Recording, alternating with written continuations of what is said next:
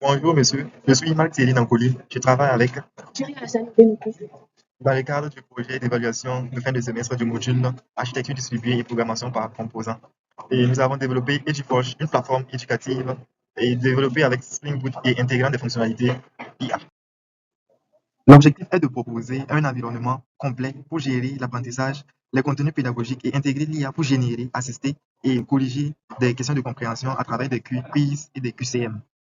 Dans cette présentation, nous allons donner une vue globale du projet et après, nous allons visiter le code sur Eclipse et enfin, nous allons survoler l'application pour vous montrer les différentes fonctionnalités. Je vais d'abord montrer la valeur du projet, à quoi sert l'application, comment les utilisateurs l'utilisent au quotidien. Ensuite, je passe au fonctionnement interne. Je détaille comment les composants back-end et bases de données et IA s'enchaînent. Pour cela, je m'appuie sur les diagrammes de séquence pour décrire les scénarios principaux. Mais vu le temps qui m'est donné pour faire cette présentation, je pense que ça sera mieux qu'on montre les différentes fonctionnalités directement sur l'interface par la suite.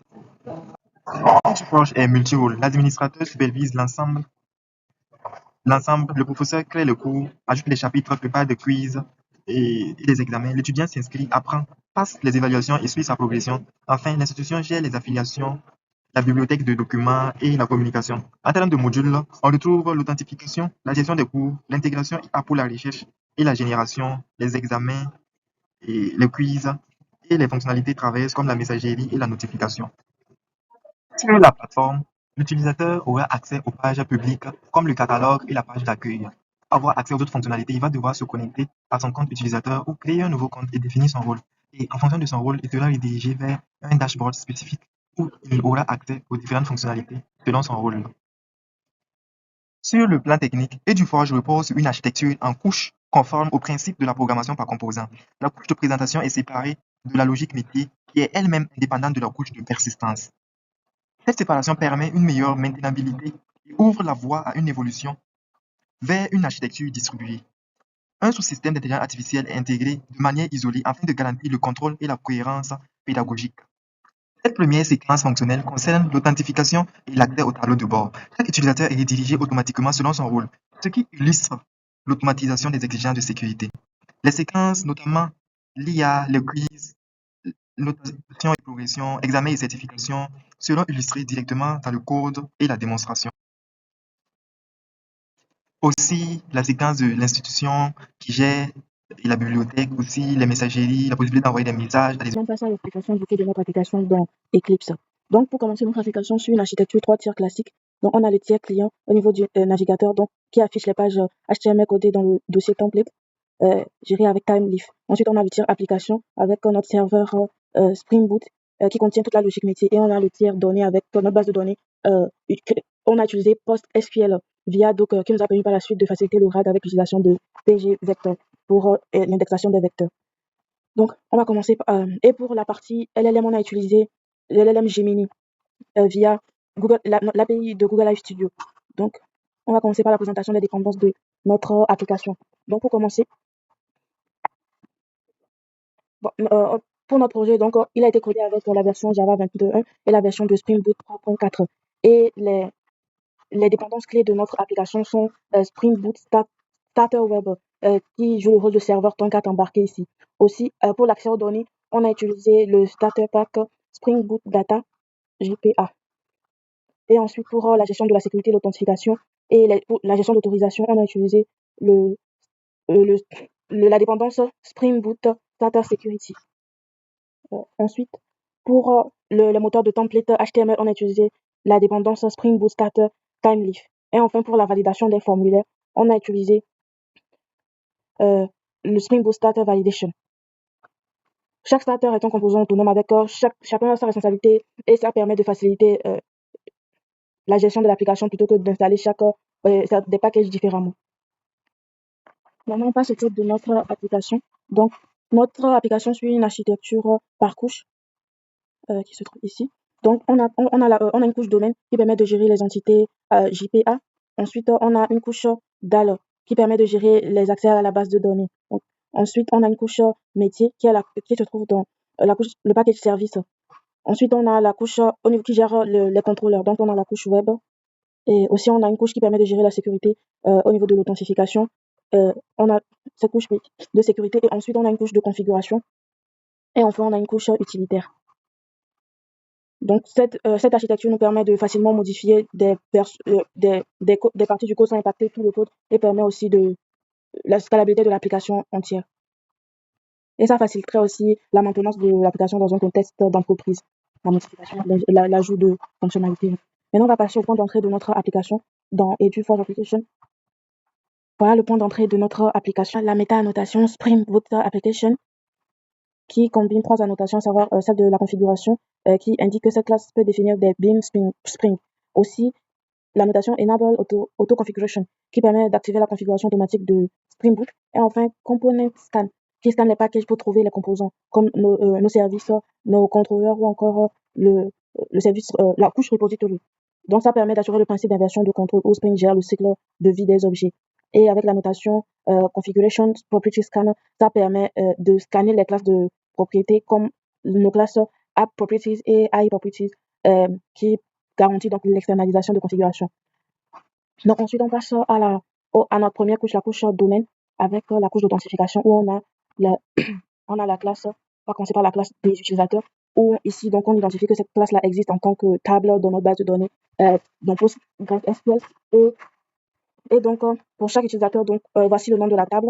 Et pour chaque utilisateur, donc, on définit les colonnes d'email, le rôle, ainsi que s'il s'agit d'une institution, donc aussi les idées des institutions. Donc, on génère pour chaque user pour la classe, on génère donc la primary key et ensuite les colonnes. Pour les colonnes, donc on demande à chaque fois le nom, le mail et le password. Et aussi pour spécifiquement au rôle, ici on récupère donc les rôles qui sont énumérés dans notre fichier ici. Notre application gère principalement 4 types de rôles. Donc l'administrateur général, un seul compte, aussi le prof, les comptes professeurs et enfin les comptes institutions. Institutions, c'est comme des écoles qui viennent créer leur école de l'université, qui viennent créer leur compte pour manager donc tout sur notre site. Vous verrez dans plus intuitivement dans l'application. Mais les institutions aussi peuvent venir affilier des professeurs et étudiants et puis créer des classes ils donnent l'accès aux profs de publier des cours. Un peu comme sur un peu comme Google Classroom. Mais on donne aussi la main à l'université. C'est un peu ça notre application, une idée, une vue sur notre application. Donc voilà. Voilà. Et aussi, on a notre classe d'affiliation statut où les utilisateurs donc à une institution, soit ils sont affiliés dans le cas où ils sont aux utilisateurs libres, donc soit ils n'appartiennent pas à une institution, ça sont les utilisateurs simples, freelance on va dire de notre application. Ensuite, on a ceux qui font une demande d'affiliation d'une institution enregistrée dans notre application, ceux qui sont en demande, ceux qui ont été acceptés par l'institution, rejetés, et ceux dont on a suspendu l'affiliation par l'administrateur, tout simplement. Aussi, la classe du statut de la compte, donc si le compte il est actif ou il est pending ou bien s'il a été désactivé. Ensuite, on va passer à expliquer les relations. Donc, ça va que notre classe d'influence, comme elle définit les 4 différents grands rôles. Donc, elle entretient une relation de many-to-one avec les institutions et de one-to-many avec les cours, les classes ou les quiz que l'on génère. Donc, ensuite, on va passer au domaine des cours, que ce soit plus explicatif. Donc, je trouve ici. Et donc, elles permettent de gérer les cours. Donc, un coup, donc voilà, le nom de la table, c'est cours dans notre base de données avec la primary key, voilà, définie et les différentes colonnes que l'on définit. Donc, un cours, donc, il est publié forcément par un professeur. Donc, voilà les cours. Un cours il est identifié par son titre, sa description et le contenu de son texte. Si le prof du contenu, par exemple, une petite présentation, un résumé du cours. Et voilà. Et aussi, le cours aussi, il a son statut qui est énuméré dans la classe statut ici. Soit il est déjà sans brouillon, mais le prof n'a pas encore publié de manière publique.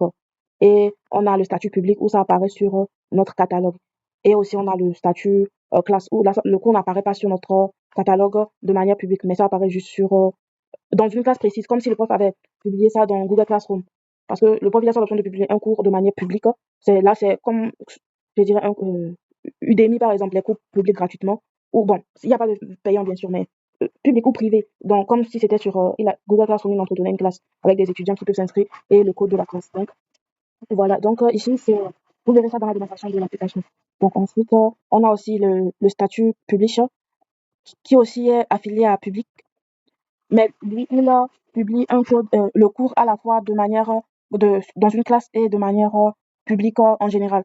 Mais le plus simple, c'est de publier de manière publique et d'affilier ça à une classe. On a créé ce fonctionnement-là qu'on va expliquer par la suite. Donc, aussi par la suite, on a je retourne à la classe cours. Donc voilà, on a le statut et on a pour juste le dashboard parce qu'on peut voir aussi des dashboards pour chaque utilisateur. Et voilà, actually tout ça pour obtenir les valeurs de la base de données. Ensuite, on va passer je peux passer à l'enrollment qui gère donc l'inscription d'un étudiant à un cours public, un cours. Donc, on est dans la base de données. Donc voilà, toujours les colonnes de la base de données et voilà. Rien de- Ensuite, on a les courses chapter aussi, le même principe avec dans la table course chapter et aussi on a une table classroom course aussi qui c'est le même principe où on a les classrooms, c'est comme je l'ai expliqué précédemment, la classe. Donc soit le prof il peut créer des cours et il aussi peut créer des classes et dans ces classes il peut publier des cours.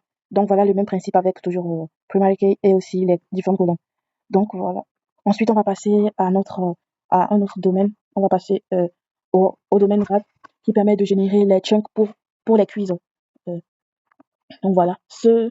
Lorsque le prof il publie, donc quand il publie une course, il peut, cette course va dans la base de données, donc il faut regarder bien sûr avec son ID, le titre, la description et aussi le texte et le fichier, et aussi le prof il publie un fichier, ce soit fichier texte ou fichier PDF, ils sont supportés par notre système. Donc quand il publie ça, donc le système il récupère le texte et il génère des chunks. Donc on coupe des blocs de caractères, par exemple 900 caractères, on coupe ça et ensuite on les met dans des JSON et on les envoie à notre LLM qu'on utilise Gemini et c'est elle qui s'occupe de faire l'embedding de chaque chunk. Donc, où elle affilie des valeurs d'importance donc, aux mots. Donc, dans chaque chunk, elle nous renvoie des vecteurs qu'ensuite nous on sauvegarde dans notre base de données avec PGVector. Et ça facilite donc l'indexation après et tout pour la génération, le RAG lui-même par la suite. Donc, voilà. Et voilà les différents identifiants importants. Donc, voilà. Ensuite, on va passer à ça. Et voilà, ce fichier-là va permettre après de trouver facilement, donc faire la recherche sémantique donc, pour trouver les textes similaires et générer le RAG, bien sûr. Et ensuite, on va passer au, au repository. Repository. Donc, cette couche-là implémente le pattern Data Access Object. C'est ici qu'on définit comment accéder aux données. Donc, Spring Data JPA nous offre un avantage qui est de ne écrire presque beaucoup de code puisqu'on déclare juste une interface qui est dans JPA repository. Donc, on va commencer par le repository. Donc voilà le fichier de la classe. Juste avec JPA repository, on évite automatiquement de find all, find by et save, delete et tout autre. etc. Donc maintenant avec find by email, ça nous permet de Spring génère automatiquement la requête SQL. Donc c'est le query method derivation, le nom de la méthode PST. Elle a le requête. Et voilà, aussi on va passer au repository de course chunk qui lui le voici. Donc ce fichier contient une requête native pour la recherche vectorielle. Donc, on a native avec ça, native query égal à true. Donc, on utilise du SQL avec Postgres native, pas de GPQL. Donc avec l'embedding, ça me permet que l'opérateur de distance au service de PGVector de l'utiliser. Ensuite, on a avec cette requête trouve les chunks les plus sémantiques similaires à un vecteur donné. Donc, c'est le cas même de notre système RAG pour ça, pour cette application. Aussi, pour présenter les autres fichiers, donc, on a le repository académique level qui permet pour gérer donc, le niveau des classes. C'est-à-dire, par exemple, quand l'institution elle va publier une filière. Donc, c'est quoi ça constitue un programme dans notre base de données. Ensuite, quand on va publier cette filière-là, elle va lui affecter des levels académiques. Donc, elle peut être la licence 1, licence 2. Donc, voilà, au niveau de, pour gérer cette requête-là, on a le academic level repository. Aussi pour le certificat, ça permet au niveau de la génération de certificats à partir du moment où l'étudiant réussit un examen que il obtient aussi supérieur à la moitié. Ensuite, on a le Classroom Course Repository aussi pour gérer les cours qui sont affiliés aux classes, puisqu'il y a des cours libres et des cours privés et tout, qu'on a vu précédemment. Donc, ensuite, pour gérer donc l'enroulement dans une classroom, donc on a cette classe-là. Aussi pour le Classroom Course, donc pour la création des classes elles-mêmes, aussi pour les chapitres, aussi on a déjà passé, et ainsi de suite aussi pour les cours, les dépôts des cours, les examens, atteintes et l'accès, le suivi pour gérer ça lorsque l'étudiant passe son examen. Donc, quand l'étudiant passe des examens, on gère à la fois la génération de réponses et aussi le suivi. Donc, tout ça est enregistré pour après gérer un dashboard. Voilà, voilà toutes les classes qui sont intégrées dans ce fonctionnement à côté JPA. Voilà. Ensuite, on va passer à une autre couche complexe. Donc, le service contient avec la notation service. C'est une spécialisation de la notation components. Donc, avec ça, Spring détecte automatiquement et les instances comme les bins s'ingrédient dans le contrôleur de l'inversion de contrôle. Donc ici, on fait les gestions de dépendance par constructeur, donc avec les user repository et password encoders sont injectés par Spring. Donc, c'est le pattern dependency injection. Le service ne crée pas ces dépendances, il les reçoit. Maintenant, avec transactional, cette annotation nous garantit que toute la méthode s'exécute dans une transaction. Donc, c'est une exception sur, c'est une exception sur plutôt, tout est annulé et on fait un rollback. Maintenant, avec password encodeur, point encode password, on ne stocke jamais le mot de passe nous-mêmes en clair. Donc, on utilise Crypt pour le rachage et voilà. Et le service orchestre les opérations. Donc, on a la validation, création et persistance. Et on ne gère pas nous-mêmes les mots de passe pour garantir une confidentialité. Et maintenant, on va passer au service, course, au service de course. Donc, le voici avec course service. Donc, toujours, ici, ce service illustre plusieurs bonnes pratiques qu'on a essayé d'implémenter. Donc, on a la séparation des responsabilités. Le service gère la logique par l'accès aux données, la validation métier, avec la vérification que l'utilisateur est bien le propriétaire. Aussi, on a l'orchestration avec la publication qui déclenche automatiquement l'indexation du RAC lorsque les utilisateurs professeurs publient des supports de cours ou même des étudiants qui, avec leur fonctionnalité de révision, review, comme où ils viennent, ils peuvent faire des révisions, on leur génère des quiz sur leur propre support à eux, personnel par exemple. Donc aussi on a aussi cette classe aussi nous permet donc le contrôle d'accès, la méthode CAN Access qui permet de centraliser les règles d'autorisation. Aussi, il faut noter que dans cette classe là aussi donc nous permet de avec RAG Index Service point index course ID. Donc ça nous c'est un exemple de composition de service avec le cas où par exemple un service peut en appeler un autre. Donc ensuite on va passer au service RAG, le service RAG donc on va passer par ce fichier. Le fichier RAG Index Service qui est le cœur du service RAG. Donc, on utilise Chunky qui nous permet de découper le texte en morceaux de 900 caractères avec un nouvel lac de 100 caractères. Donc, c'est ce qui nous permet de c'est ce qui permet d'éviter de couper les phrases en plein milieu. Ensuite, on utilise le TF-IDF, qui est le terme frequency ou inverse document frequency, qui est une technique de NLP pour identifier les termes importants d'un texte. Et ensuite, on utilise l'embedding avec le LLM Gemini via notre API Google AI Studio, qui nous permet de générer l'embedding des vecteurs donc de 768 dimensions. Donc, ces vecteurs capturent l'essence sémantique des textes et affiliés des flottes qui quantifient l'importance des mots de chaque mot dans les vecteurs. Et donc, ensuite, les vecteurs générés avec ce LLM sont sauvegardés dans notre base de données Postgres avec pgvector. Et voilà. C'est notre service AI avec Gemini AI Gateway. Donc, ce service, c'est notre gateway vers l'API de Gemini. Donc, il implémente l'interface AI Gateway qui a le bâton de stratégie. Ce qui facilite justement si on veut changer de modèle, ça simplifie ça. Et aussi, on a le client HTTP réactif de Spring.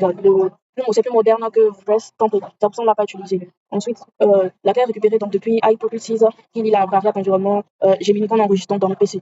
Tout cela est expliqué dans le dans le MD qui permet d'installer notre application et de la tester en local. Et voilà. Ensuite, on a le Pattern Gateway qui permet d'encapsuler toute la complexité de communication avec un service externe. On va passer au service quiz. Le voici. Service quiz donc, qui permet de gérer le RAG donc, pour la génération de quiz. Donc, on utilise ici Retrieval pour la recherche. Donc, on récupère les questions les plus pertinentes du cours. Ensuite, on fait la montation, donc on construit un prompt enrichi avec ce contexte-là que l'utilisateur entre s'il a entré, mais cette option est optionnelle. Et ensuite, on génère le quiz en demandant à notre LLM de générer le quiz en se basant bien sûr sur donc la requête de l'utilisateur s'il a spécifié une option plus précise sur le test qu'il veut faire, mais sinon donc tout simplement en se basant sur les vecteurs d'embedding et un prompt qui permet à notre LLM donc, de générer les quiz. Donc voilà le prompt le prompt de structure en général. Donc ici, on dit à l'LLM qu'il est un superviseur pédagogique et voilà, on lui impose des règles et la sortie devant nous renvoyer un JSON valide. Et voilà, et on lui spécifie pour le QCM comment il doit générer ça et ainsi de suite. Donc vous pouvez voir le prompt qui est envoyé et le format et autres. Ça, ici, pour ce string-là, on gère deux types de réponses. Donc l'utilisateur a la possibilité donc, de spécifier soit s'il veut des questions à réponse, donc directement des QCM, des quiz, ou encore il veut des questions à réponse où juste l'utilisateur peut saisir la réponse comme ça dans notre application, d'où ces deux formats-là. Vous verrez ça plus explicitement dans l'interface. Voilà. Donc, l'IA génère des questions donc, basées sur le contenu réel, du coup, bien sûr, avec notre base de données dans les conteneurs Docker qu'on a sauvegardé donc avec PG Vector, les vecteurs embêtés. Et voilà. Ensuite, on va passer à la couche web des contrôleurs. Donc, on a ce contrôleur-là pour l'authentification. Donc, on utilise la notation contrôleur qui est un indicateur. Cette classe permet de gérer les requêtes HTTP et donc retourner les vues. Donc, on utilise aussi la notation getMapping avec login qui mappe la méthode sur les requêtes get vers le login. Et ensuite, on utilise modèle objet pour passer les données à la vue TimeLeaf. Aussi, on utilise les annotations valides et modèle attribut donc qui permettent la validation automatique du formulaire avec bin validation. Et ensuite, aussi, on utilise binding result pour qui contient les erreurs de validation et on utilise un return logging. Donc ça nous permet de retourner le nom du template TimeLeaf à afficher. Donc bien sûr, ce contrôleur ne contient aucune vue logique métier. Il délègue tout au service auquel il est affilié, donc qui lui fait appel. On va passer au contrôleur, pour ce contrôleur par exemple. Donc ce contrôleur gère les cours pour les professeurs avec getMapping, il y a un profil commun pour toutes les routes pour ce côté-là donc avec la notation de requête mapping toujours. Maintenant, aussi on utilise toujours les annotations de getMapping qui toujours permet de mapper la méthode des requêtes et voilà. On utilise aussi les annotations valides et modèles attributs qui nous permettent donc la validation automatique du formulaire toujours, comme j'avais expliqué précédemment et voilà. Et on utilise aussi le directeur attribut pour passer des messages flash lors d'une redirection. Et aussi on utilise multi-path file pour recevoir des fichiers uploadés par le professeur. Mais si le pattern PRG, donc post redirect data, donc oui, après un post, on fait une redirection. Donc ce qui permet d'éviter les soumissions du site où l'utilisateur rafraîchit la page.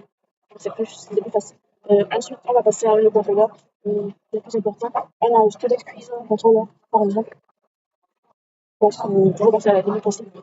Illustrant le flux complet d'un quiz. Ici, on utilise StartForm qui affiche le formulaire de configuration, nombre de questions et difficultés. Générique qui permet d'appeler le service AI qu'on avait vu précédemment qui gère la génération de quiz. Aussi, on utilise Tech pour afficher les questions à l'étudiant qui ont été générées par le LLM et aussi Summit pour la réception des réponses et le calcul de score pour les retourner à l'étudiant. Et ensuite, ceci permet d'afficher des quiz adaptatifs aux résultats de l'étudiant. Donc, si l'étudiant a eu un bon score au quiz, donc ça permet on gère aussi l'augmentation de difficulté d'un niveau. Donc, s'il a bien réussi, donc le projet qui sera un peu plus difficile, on va dire, c'est juste quoi, il sera envoyé à notre LLM et le nombre de questions peut augmenter. Et donc, voilà, c'est ça le principe d'augmenter la difficulté, juste les quiz sont intégrés pour l'instant. Maintenant, on va passer aussi rapidement aux couches de sécurité avec les services de sécurité et configuration. On va voir la configuration de la couche sécurité. Donc, cette couche sécurité-là, c'est la classe qui configure toute la sécurité de l'application. Donc, on utilise Environmental Security qui active Spring Security et aussi, et aussi on utilise le Security Filter Chain qui nous permet donc de définir la chaîne de filtre de sécurité. Aussi, on utilise Authorize HTTP Request qui peut accéder à quoi. Et on utilise avec .h role admin. Pour ça, les admins peuvent accéder à la section admin, à part lui personne. Et pour gérer les mots de passe, on utilise le hachage avec Crypto Password Encoder, qui permet donc, c'est un algorithme de hachage de mots de passe. On cherche une configuration déclarative. On dit ce qu'on veut, pas comment le faire. Donc, c'est Spring Security qui s'occupera du reste du système. Donc, c'est pour ça qu'on utilise cette dépendance-là.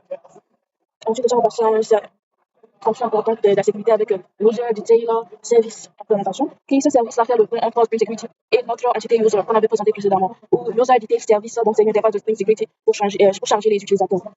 Aussi, avec Load User by Username, donc appeler automatique. Ça permet d'appeler automatiquement donc lors de l'authentification. Et on retourne un User Detail Implémentation, donc qui warp notre entité User. Donc, ça, c'est le pas tellement adapté. Donc, on adapte notre modèle au modèle attendu par Spring Security, ce qui permet de faciliter l'interaction. Donc, on va passer à un autre fichier du service de sécurité qui est authentification success handle, qui lui se rend de la personnalise le comportement après le login. Donc, chaque rôle est redirigé vers son tableau de bord propre, que ce soit le rôle, les quatre rôles qu'on avait présentés au début. Donc, voilà. Et chaque rôle est redirigé vers son tableau de bord. Et c'est une utilisation de switch, expression de Java 21. Donc, et avec une stratégie, donc on change le comportement en fonction du rôle. Voilà. Dans maintenant, passe à la configuration, donc on va passer par quelques-uns pour aller vite. Donc, on va commencer par App Properties, où dans cette classe permet de typer notre configuration. Donc, avec la notation Configuration Properties, ça lit cette classe aux propriétés définies dans le fichier YAML qui commence par Edgeforge. Donc, cette classe est imbriquée pour organiser les propriétés et les valeurs par défaut sinon définies. C'est plus simple que d'utiliser la notation value, car on a de l'autocomplétion et la détection d'erreurs à la compilation. Donc, c'est plus sûr. Donc, justement, on va passer à notre fichier de ressources YAML. Donc, ici, je vais vous présenter notre port. Donc, notre application est disponible sur le port, le localhost, donc 8020. Le nom de l'application, donc, c'est ça, Edgeforge. Le lien pour accéder à notre base, ici, on utilise deux services côté Docker. On utilise un service qui va permettre de gérer, un service pour le côté avec PG Vector, qui permet donc de gérer la base de données au niveau du RAG, et un deuxième service PG Admin. Donc, qui lui nous permet de gérer l'interface web et autres. Donc, voilà. Voilà, et voilà, c'est défini le modèle de Gmail qu'on utilise. Donc, ceci nous permet de lier la variable d'environnement qu'on a enregistrée dans notre PC. Et aussi, on utilise DDL Auto Update qui nous permet de, avec Hibernate, mettre à jour le schéma automatique de dev. Et aussi, on utilise OpenInview first, qui désactive les pattern problématiques ou SID. Et on peut avoir plusieurs profils aussi qui sont définis par exemple dans Application Code. Donc, voilà, et je dev aussi. Donc, on va passer à notre base de données. Ici, on a les fichiers de migration qu'on a utilisés pour concevoir notre base de données. Ici, on a le dossier Docker également. Donc, le Docker compose ça orchestre donc nos conteneurs dans Docker. Donc, avec pgvector 16, donc PostgreSQL 16 avec l'extension pgvector préinstallée. Donc, on a les deux ports qu'on utilise, donc c'est les ports 5433 et 5232. Donc, on expose sur 5333 pour éviter les conflits. Et le volume des données persiste, même si le conteneur est détruit. Donc, on utilise ce volume pour ça. Aussi, on utilise RefCheck qui vérifie que PostgreSQL est prêt avant de démarrer pgadmin. Et on utilise également Sequence avec, qui permet que pgadmin attend que PostgreSQL soit prêt. Et ça qui est le deuxième service qui est le côté web, qui gère le côté web. Et celui-là s'occupe du côté pgvector. Ensuite, on va passer rapidement au template avec voici tous nos templates. Voilà le dashboard de l'administrateur. On a, donc voilà, ensuite, on a l'authentification, donc les pages HTML que vous verrez bien sûr lors de la démonstration. On a nos erreurs qu'on gère avec les trois fichiers. Donc, on utilise trois pages HTML qui se chargent encore en fonction des erreurs. Donc, on a l'erreur de K103 pour les accès interdits où le serveur comprend que la requête, mais refuse de l'autoriser parce que peut-être la permission de fichier est incorrecte sur le serveur où on a des restrictions par adresse IP. Donc, aussi, on gère aussi les erreurs de type 500. Donc, ce sont des erreurs internes au serveur lui-même. Donc, par exemple, c'est un message générique indiquant que le serveur a rencontré une condition inattendue qui l'empêche de répondre. Donc, peut-être qu'il peut, par exemple, être causé par une extension plugin défectueuse de notre système. Donc, on essaie quand même de gérer ces supports-là pour éviter les erreurs brutes des navigateurs. Donc, et aussi, on gère les erreurs K104 qui permet de gérer les erreurs dans le cas où le fichier demandé n'est pas trouvé, tout simplement. Voilà. On a aussi les dashboards, donc voilà les classes, les pages HTML présentées. Donc aussi, par exemple, dans les layouts aussi, par exemple, avec la base. Donc, par exemple, lui, définir une structure commune à toutes les pages. Donc, on a avec le TH replace qui nous permet l'inclusion de fragments, navbar et de contenu. Donc, on utilise TH replace. Et aussi, on utilise TH text qui affiche du texte dynamique. Aussi, on utilise TH iframe pour des affichages conditionnels. On utilise aussi ça avec AppJS qui gère les bons chemins avec le contexte de base. Et on utilise Sec Authorizer pour l'affichage basé sur les mots avec Scala. Donc, bon, c'est le pattern technique. Donc, la structure est définie. Et donc, on a aussi d'autres fichiers. Mais on ne pourra pas les étaler dans cette démo-là pour respecter la contrainte du temps. Mais tous ces fichiers-là, donc on va poster ça sur GitHub. Ils sont accessibles sur GitHub pour plus de vérification et de lecture de notre code. Merci. À la phase de la présentation de notre application. Ici, dès la page d'accueil, on présente les différentes fonctionnalités disponibles dans l'application. On peut voir que dans l'application, il y a la gestion des cours, les classes virtuelles et les quiz et examens, et aussi les différentes institutions. Ici, pour un utilisateur qui arrive dans le site, il peut déjà voir les différents cours disponibles dans le site qui sont ici. Ces cours sont les cours publiés de manière publique par les différents profs. Bon, si les profs décident de publier les cours de manière publique, mais pour voir ces différents cours, l'utilisateur va devoir se connecter ou créer un compte. Et donc, à la page de connexion, si l'utilisateur n'a pas un compte, il va créer un compte et cela est dirigé vers la page de création de compte où on a les différents champs de création de compte, le nom complet, le mail, le mot de passe et aussi le type de compte. Nous avons trois types de comptes, soit un compte étudiant, soit un compte pour un professeur, soit une institution qui vient créer son compte pour gérer son institution utilisateur pour le test. Un compte étudiant, par exemple, un étudiant qui s'appelle Ali, Ali ODG, il va définir son mot de passe et son compte, son mail. Bien sûr, il va choisir son type de compte étudiant et créer son compte. Il sera automatiquement dirigé vers la page de connexion où il va entrer son mail et continuer. Mais pour le test, nous allons utiliser un autre mail. Ce mail est déjà affilié à une institution, donc nous allons l'utiliser pour voir les différentes fonctionnalités auxquelles les étudiants ont accès.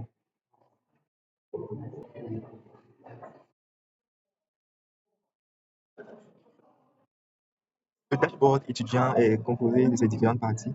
Bon, déjà, il a la date du jour, aussi ses fonctionnalités. Il peut rejoindre une classe s'il a un code d'accès. Il lance son code d'accès ici et il rejoint la classe. Ou s'il veut, il peut consulter les cours auxquels il a accès à partir des classes qu'il a rejoint. Ou bien, s'il veut, il peut passer un quiz de révision avec ses propres cours qu'il va téléverser dans l'application. Par exemple, ici, il peut téléverser un document, même si le cours n'existe pas sur la plateforme, il va téléverser son document et notre agent IA va récupérer le document et générer des quiz de révision. Là, on a l'historique des cours déjà générés où l'utilisateur peut voir encore le cours qu'il a téléversé et qu'il a utilisé pour générer son quiz et aussi régénérer un autre quiz pour s'entraîner davantage. Nous allons faire un test pour montrer comment ça fonctionne. Donc, l'utilisateur appuie sur le bouton upload un document et donne ensuite un nom au, au document. Nous allons l'appeler test 2 par exemple. Ensuite, il choisit le fichier à téléverser. Nous allons choisir ce fichier et l'ouvrir. Le fichier est bien chargé. C'est un cours de machine learning. Donc, nous allons l'utiliser pour générer des questions pour s'entraîner. Donc, il arrive sur cette page où il a un aperçu du document qu'il a téléversé. Aussi, il peut choisir le nombre de questions à générer par l'agent. Nous allons prendre 10 questions. Il peut aussi dire sur quoi l'agent va se focaliser pour générer le quiz, soit des définitions ou des formules. Nous allons laisser ça par défaut. Bon, il faut aussi noter que l'utilisateur a le choix de téléverser des documents TXT, PDF ou PowerPoint pour générer le quiz. Aussi, si l'utilisateur a téléversé un document PowerPoint ou un document contenant des images, les images seront traitées par OCR via Gemini. Maintenant, nous allons lancer la génération du quiz. La génération prend moins de 1 minute. C'est assez rapide en fonction de la taille du document. Donc, on arrive sur cette page où l'utilisateur va répondre aux différentes questions QCM, quiz et valider. Nous allons répondre aléatoirement aux questions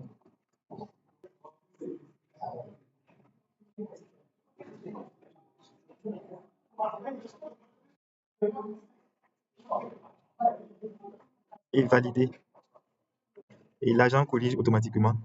Bon, nous pouvons voir que la correction se fait de manière automatique parce que à la génération du quiz, l'agent génère en même temps les bonnes réponses et aussi les explications des bonnes réponses. On peut voir que l'étudiant n'a pas bien travaillé, il a seulement 10% des bonnes réponses. Donc l'agent le conseille, il dit ne te décourage pas, reprends le document et réessaie. Donc l'étudiant a maintenant le choix de lancer un nouveau quiz, soit retourner au document. Si l'étudiant lance un nouveau quiz, l'agent s'adapte à son niveau. C'est-à-dire que l'agent va générer des quiz moins difficiles pour le permettre d'avancer et d'évoluer. Donc l'étudiant va décider de revenir au document où il peut voir son document et réviser avant de relancer un quiz S'il veut, il retourne sur son dashboard. L'étudiant a aussi accès au catalogue qui contient en fait les différents cours des professeurs du site, les différents cours publiés de manière publique par les professeurs du site. L'étudiant a aussi accès à la messagerie où il peut en fait voir les différents messages envoyés par son institution ou ses professeurs. Il peut voir les différents messages, répondre aux messages et envoyer des messages aussi. Nous allons donc envoyer un nouveau message. Donc, nous allons sélectionner ce professeur pour lui envoyer un message. Bon, c'est juste un test, donc on va mettre test, le contenu du message, test, et on envoie. Nous avons une confirmation, le message a été envoyé avec succès. Nous pouvons alors voir la boîte d'envoi qui montre le message envoyé aujourd'hui. Nous allons maintenant voir la dernière fonctionnalité qui est les classes. Donc, l'étudiant est déjà inscrit à ces classes, donc nous allons accéder à cette classe. Ici, on peut voir les différentes annonces des différents professeurs de la classe et aussi les différents cours publiés dans la classe. L'étudiant peut voir les différentes annonces publiées par son prof et aussi les différents cours publiés par son prof. Aussi, il peut consulter les différents cours dans cet onglet. Soit il consulte le cours, soit il passe un quiz pour s'entraîner.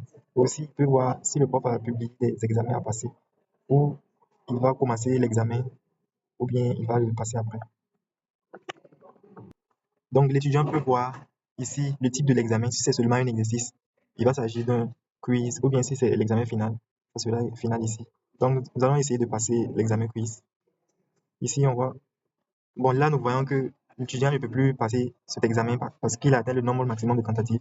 En fait, nous avons déjà passé ce quiz, donc ça fait qu'on ne peut plus passer parce que le professeur a fixé un nombre limite de tentatives. Donc, nous allons sortir et passer l'autre quiz. Nous allons passer cet examen-là. Bon, nous avons aussi déjà passé cet examen, mais nous pouvons voir les détails. Voici les détails de l'examen. On voit que l'étudiant a seulement réussi à 2 bonnes réponses, donc c'est ça qui est là. Donc, on va retourner à l'examen. Et là, nous avons parcouru les différentes fonctionnalités offertes aux étudiants. Donc maintenant, on va passer au rôle professeur de notre application. Donc, on va se connecter en étant professeur. Et voilà, ici, on voit le dashboard du professeur avec le nombre de cours qu'il a créé, les classes qu'il dirige. Soit c'est des classes que lui-même il a créées en étant professeur, soit des classes qui ont été créées par une institution et qui lui ont été affectées. Comme par exemple l'instant qui affecte un professeur à une classe donnée. Et aussi le nombre d'examens qu'il a créés pour ces différentes classes, ces différentes classes au total. Et aussi le nombre d'étudiants qui sont inscrits à STEC pour combiner. Donc, c'est vraiment un dashboard. Et voilà, et on a les chemins rapides d'accès. On va commencer par explorer. Il peut voir, on a la messagerie où il voit les différents messages qui ont été envoyés. Par exemple, dans nos tests précédents, au niveau de l'étudiant, on a montré, l'étudiant envoie un message donc à ce compte professeur là. Donc voilà la messagerie du prof. On retourne en arrière, donc on voit bien que c'est tout de suite. Et il peut aussi, lui aussi envoyer un message, ainsi de suite. Donc on a l'option de modification bien sûr. Le prof aussi, c'est un utilisateur du site comme tout autre, donc il a accès au catalogue public, que ce soit des cours qui ont été publiés par lui-même, soit par d'autres professeurs, mais et que ces professeurs ont jugé que ces cours-là devaient être publiés de manière publique, comme sur les cours, les sites comme les sites Scribd et autres. Donc voilà, les autres options. Donc, le prof peut créer des cours. Donc, quand il crée des cours, il peut mettre par exemple, on va faire un test, un recours ML test. Et la description du cours, c'est optionnel. Le contenu du cours, c'est ici, il peut mettre un résumé du cours, juste par exemple. Et quand euh, ici, il peut mettre sur cette page, il peut uploader le cours. Donc, pour aller vite, on va utiliser un cours qu'on avait généré déjà. C'est un cours sur le machine learning, donc un petit cours. Ici, le prof, donc, il peut mettre la description, comme j'avais dit, et un résumé. Et là, au niveau de le LLM, bien sûr, pour la génération des quiz, il se base et sur ce PDF-là, et sur ce qui sera mentionné ici, ça manque quelque chose de mentionné. Aussi ici, au niveau de la description du cours, et aussi au niveau du titre du cours. Maintenant, voilà, ici, le prof peut décider de publier soit de manière publique, donc c'est ça qui est dans le catalogue public de notre application, soit il affecte ça à une classe. Par exemple, tu peux affecter ça à cette classe-là, et il peut publier ça, ce sera dans cette classe. Maintenant, il peut aussi décider de lier à une classe donnée, mais quand même publier le site de manière publique. Donc ici, par exemple, moi, je peux toujours lier ce nouveau cours-là à ma classe, mais ce que je peux aussi le publier de manière publique aussi. Donc, il y a ces options-là, on ne va pas tout tester à cause de la contrainte du temps. Donc, par exemple, je peux décider de le publier de manière publique. Je n'ai pas ajouté de fichier, puisque je l'ai déjà lié à ma classe. Donc voilà, je peux le publier de manière publique. Par exemple, par exemple, lier à ma classe, je dois d'abord uploader mon fichier, valider que je l'ai uploadé. Et c'est ça qui lance directement l'indexation et l'embedding et tout. Et c'est sauvegardé directement dans notre base de données. Est-ce que dès que le prof enregistre son cours dans notre application, donc il enregistre en tout cas le plug du coup. Donc toutes ces informations qui sont enregistrées ici normalement sont sauvegardées et déjà enregistrées dans notre base de données avec PG Vector. Voilà, maintenant je peux lier ça à une classe de données, par exemple ma classe RL. Je peux lier ça et aussi je peux publier le cours. Je peux repasser en mode brouillon. Si je repasse en mode brouillon, c'est-à-dire que le statut du cours ne sera plus public ici, mais ce sera draft, statut brouillon tout simplement. Voilà. Aussi, on va passer aux autres options. J'ai déjà fait les cours. Maintenant, les classes. Donc, il faut créer une classe. Donc, pour créer une classe, il suffit de créer une nouvelle classe, par exemple, euh, IA, AI, par exemple. Et je peux créer la classe juste. Et quand je crée la classe, j'ai un code et que je partage avec ensuite, par exemple, des étudiants auxquels j'enseigne, autres, étant professeur, bien sûr. C'est un peu le même fonctionnement que Google Classroom, mais plus simplifié. Donc voilà, et ici j'accède, je peux voir ma classe. Donc voilà, comme je peux envoyer des annonces par exemple, pareil, bonjour, bonjour, tout ça. Je peux publier ça par exemple, ou des ressources aussi. Voilà, j'ai toujours accès au code de ma classe. Ici, normalement, je verrai les cours que j'ai affiliés à cette classe. J'ai pas encore publié de cours pour cette classe, mais je peux lier mes anciens cours. Par exemple, le dernier cours que je viens de créer tout de suite par test, je peux le créer. Ici, normalement, je vois la liste des étudiants qui sont inscrits à mon cours. Ici, je n'en ai pas dans cette classe-là, mais je peux accéder à une autre de mes classes où j'ai des étudiants pour voir les possibilités. Ici, dans cette classe, je vois mes annonces, je peux voir mes cours. Aussi, ici, j'ai la possibilité de lier de nouveau.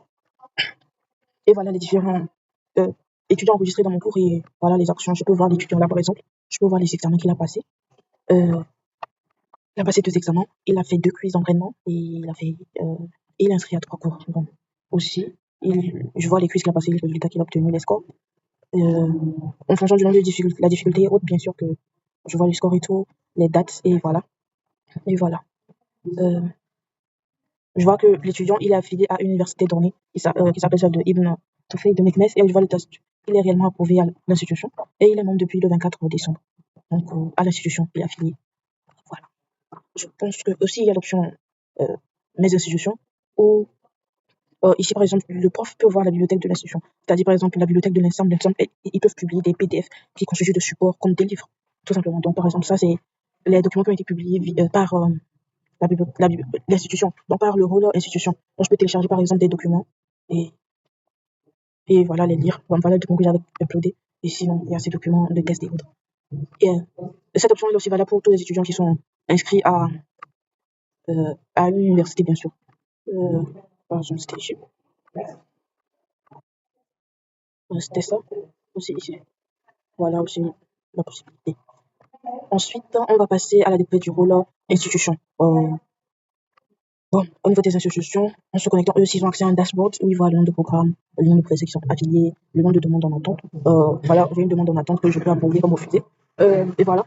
Aussi, et aussi, ils ont la possibilité de messagerie et autres. Et ce qu'ils ont déjà envoyé, on avait vu ça au niveau des étudiants, les messages que l'institution lui avait envoyés. C'est plus la peine de démontrer que ça marche. Euh, il peut donc gérer son profil, c'est-à-dire modifier ces informations. Bon, cette option-là aussi, elle est valable, elle est accessible à tous les autres membres comme les profs et les étudiants aussi peuvent modifier leur nom, leur mail. Pour eux, c'est leur nom, leur mail et leur mot de passe. Pour les universités, elles, c'est juste leur nom et leur type. Soit l'université, une école, le pays dans lequel ils sont, la ville ainsi que leur adresse, tout simplement, et enregistrer à chaque fois. Voilà. Aussi, ils ont maintenant, ici, c'est la bibliothèque où ils uploadent les documents qu'ils veulent, qui doivent justement servir de bibliothèque qu'on avait vu précédemment. Donc voilà, on a les informations les plus importantes au niveau de, du document qui sont chargés dans la bibliothèque lorsqu'il veut publier. Parenthèse, s'il vous plaît. Si je mets toujours test, c'est c'est catégorie, je peux mettre ça. Vous voyez, on a les cours, des exemples, des mémoires, des articles ou autres. Donc voilà, je peux mettre un article, je peux mettre ici. L'année, je peux sélectionner n'importe quelle année.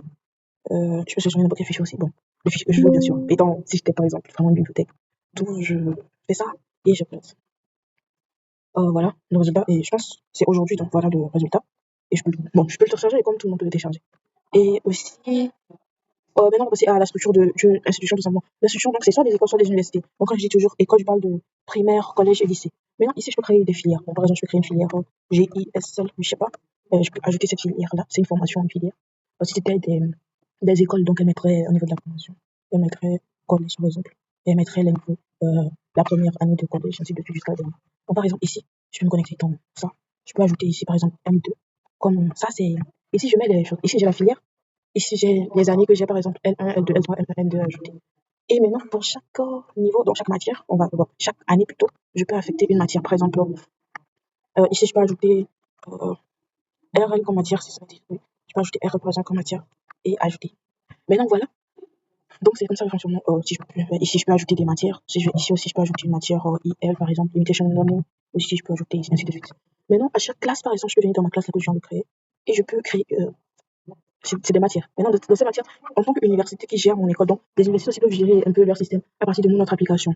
C'est aussi ça l'utilité. Donc, elle ne se limite pas qu'à générer à l'apprentissage avec l'Oracle, mais on a voulu quand même apporter le maximum de fonctionnalités. D'où, voilà, ici, par exemple, l'institution peut créer une classe. Par exemple, ici, je peux créer une classe pour, je sais pas c'était quelle année, mais je peux mettre la classe L3, par exemple, et je peux sélectionner la matière. C'était RL que je viens de créer, parce que j'ai créé plusieurs. Ici, on m'a proposé toutes les matières de toute l'école, donc toute l'institution. Donc, je choisis par exemple RL que j'avais déjà créé. Je peux sélectionner les professeurs qui sont. Je peux sélectionner que les professeurs dont j'ai accepté l'affiliation à mon école. Donc, le seul professeur que j'avais, c'était celui-là. Et qu'on a déjà visité par le passé pour créer les examens autres. Donc, voilà. Donc, là, je vois toutes les classes que j'ai créées au niveau de mon université. Je vois que la dernière classe que je viens de créer, c'est elle.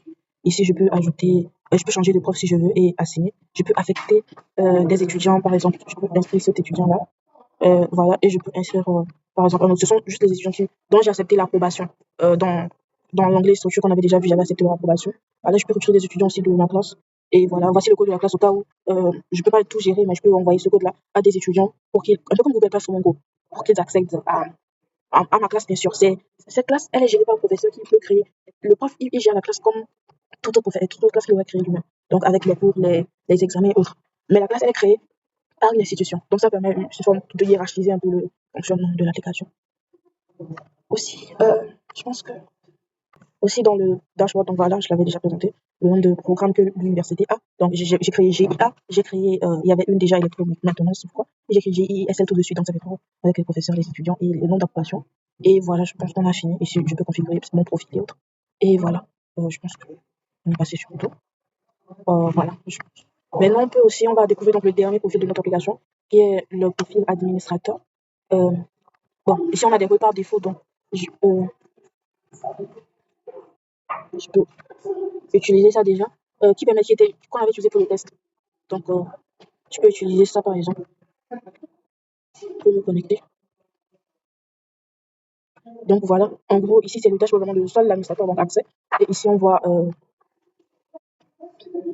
appelle ça, on peut voir les utilisateurs, le nombre d'utilisateurs que j'ai, le cours total publié, ainsi que toutes les classes qui ont été créées dans mon site. Je peux voir donc les utilisateurs, tous ceux qui ont créé un compte. Et je peux désactiver le compte voilà, je peux rechercher n'importe qui. Je peux voir ici, il a accès quand même au catalogue aussi et aussi au dashboard, au catalogue avec des cours publics aussi ici. Donc si on revient au dashboard, je peux voir tous les cours aussi qui ont été publiés et les profs correspondants qui ont publié ces cours-là et je peux le, voir le cours si je veux, voir le contenu et juger si je veux ça, si ça ne me plaît pas, je peux supprimer le cours tout simplement. Donc, si je retourne au dashboard, il y a aussi les statistiques si je veux. Donc, bon, juste les cours et les tentatives de pistes ont été générées. Donc, puisqu'on contrôle ça pour, au niveau pour voir par exemple si on était une entreprise, pour voir le nombre de requêtes sur notre serveur et autres, pour notre agence si on avait. Voilà. Donc, voilà. Il y a aussi l'option bien sûr de messagerie. Lui aussi peut envoyer des messages à chaque utilisateur, par exemple, pour leur envoyer des messages par exemple, d'avertissement au cas où ils voudraient supprimer leur compte à cause d'un tel ou autre. Donc, il y a ça au moins avec Jasmine. Donc, il y a ça. Et si on retourne sur le dashboard aussi, on peut voir donc, on voit le catalogue toujours sans me ramène ici, on voit tous les catalogues publics. Et je pense qu'on a fait aussi le tour des possibilités que l'administrateur a comme chose et il voit bien sûr toujours la vue globale de son site. Et voilà. Merci. Je vais faire. Donc voilà. Ici, on a la vue de notre conteneur Docker avec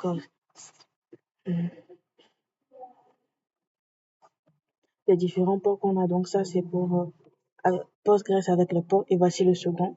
Et voilà. Celui qui permet donc de gérer les requêtes avec PG Vector et le second qui permet de gérer PG Admin. Donc on a deux. Voilà.